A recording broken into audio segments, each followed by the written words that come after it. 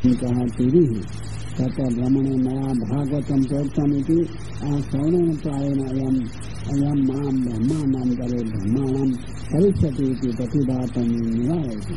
को अन्विष्यति तत्पाद सरोजभाजं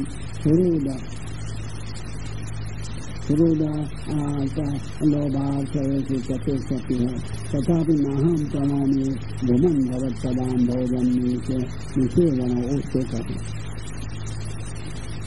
इससे की संबोधन सर्व सामर्थ्य बोधनाय से पाद सरोज भाजम संबंधेषु चतुर्थेषु कौन दुर्लभ है चरणरूपा पृथ्वी ब्रह्मांडमपि पृथ्व्यात्मकमेव ततो प्राप्तं दुर्गपानवत्सेवते तत्रापि सरोरोहं जलोद्भव पद्मं जलस्यापि फलरूपम् अनेन सर्वमेव ब्रह्माण्डे स्थितं फलम् अहं तापोनोदयस्य भजने ततः सिद्ध है।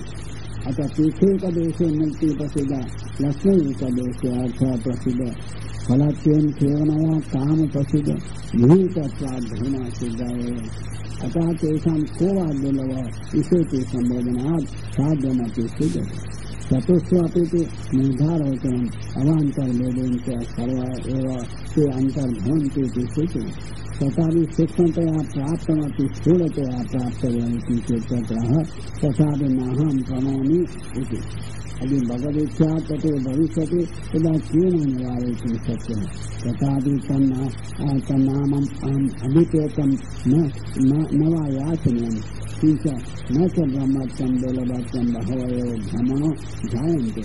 अतो भूमा भगवान् ब्रह्मानुकोटि विग्रह तदा किम् एकस्मिन् ब्रह्माण्डे स्थितेन भ्रमणाकार्यं भविष्यति सम्पूर्ण परित्यज्य कोटियांश ग्रहणात् अतो अहं भवत्पदाम्बोजं निषेवनो उच्यते।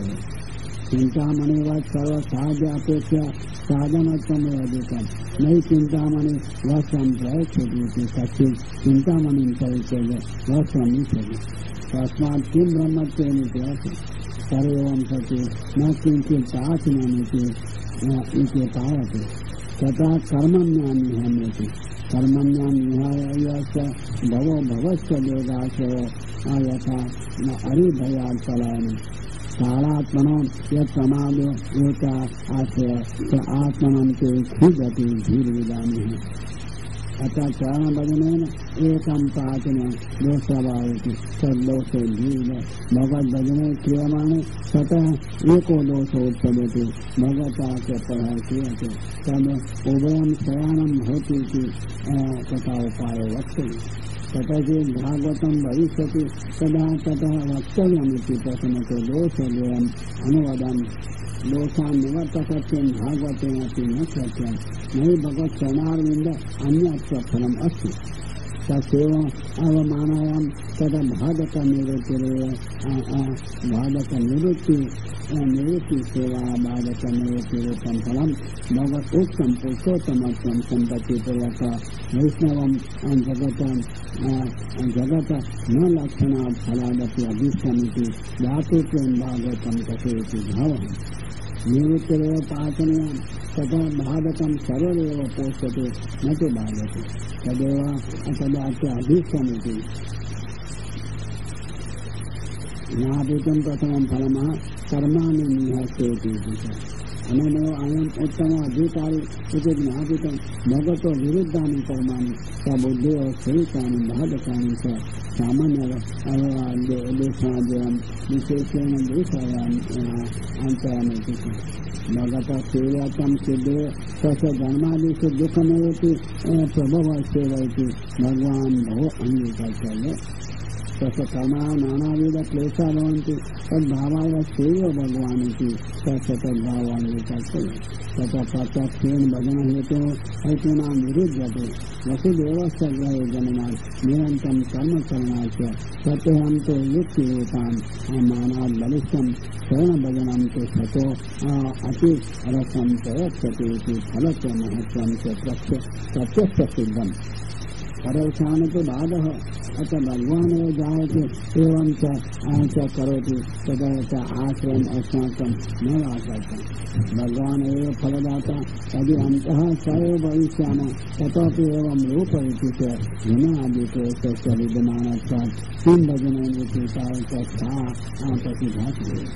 किंच साधारण ईश्वरादपि अनता प्रतिभाति वस्तुतो ब्रह्मादिनामपि उपास्य तत्प्रत्यक्ष सिद्धत्वात् महान् एवायमिति प्रतिभाति। तथापि त्रयोदशा बुद्धौ चरन्ति कथं भगवान् सत्यं स्थानं मथुरां परित्यज्य चतुर्दयात् पलायित द्वारकाख्यां देवमाश्रित कथं वा कालयवनात् पलायते कथं वा स्वरूपानन्द स्वभोगार्थं श्रीसहस्र परिग्रहाति उपभुङ्क्ते अतो यावत् जन्मेव अन्यथा प्रतिभानात् भजनं बाधकम् भगवत्त्वमेव प्रतिभाति। अतः यदि महार्थमेवं करोति इति अभिप्रायः कल्पते तथापि यावद् अवतारं महत्त्वात् प्रथमोपास्य भवेत् अतो उपासकं न व्यामोह इति कल्पते तदपि न सम्भवति। स्वयं सर्वत्र आसर्वत्र एव मन्त्रेषु माम् उपहृत्य कर्तव्यं पृच्छति उक्तं च करोति। अतः केनापि प्रकारेण चरित्रादिदर्शनेन भगवद्भजनं बुद्धिमाशयो दृश्यते। व्यामुग्धानं वचनानि किमर्चयामि यदि एतानि देशनानि भागवते परिहृतानि भवन्ति तदा तद्वक्तव्यमिति अभिप्रायेण अतिमां लीलां पश्यमेव आन्तर्देशनानि सिद्धानीति तादृशां पश्यन् पूर्वं देशनानेव अनुवदति। देशनत्वाय स्वरूपं च स्वीकरोति सिद्धान्तं सम्भावनार्थं च कर्माणि पुत्राणि स्तनपानादीनि च अनिहस्य पूर्णब्रह्मण अभवश्च निर्विकारस्य भवः सर्वविकारहेतु अवजननात्म सर्वसंहृत सर्वनियन्ते च कालात्मनं स्वरक्षकत्वेन दुःखगतिहेतु वेगादिकं स्वरक्षकत्वेन मन्यते। अथेति भिन्नप्रकरणम् अनेन देगाश्रये अपि पलायनं स्वतन्त्रतया सूचयति। आत्मरामास्य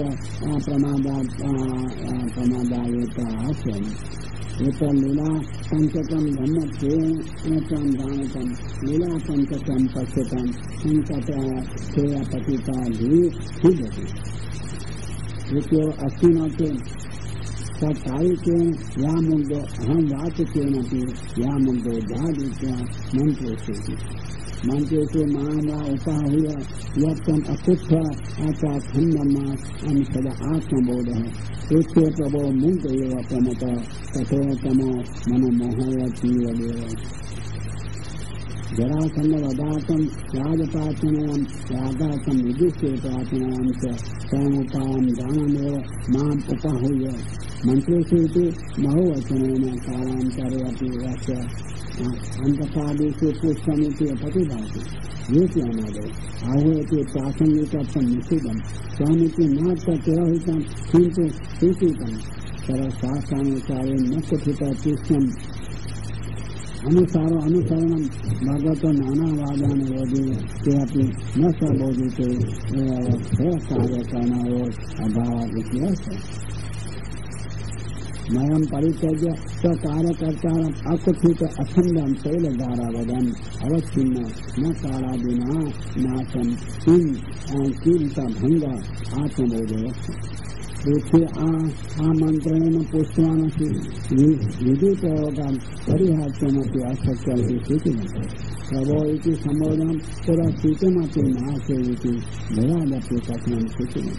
मुग्धयेति तदानीन्तनं चेष्टया न जानाति इति एवं प्रसिद्धि उत्पन्ना अन्यथा न सोऽपि प्रभते समदे। बहुनामपि वाक्ययुक्ता बलिष्ठस्य ज्ञानी अपि पक्षान्तरे स्वाभिप्रेतमेव करोति इति च समर्थमेव।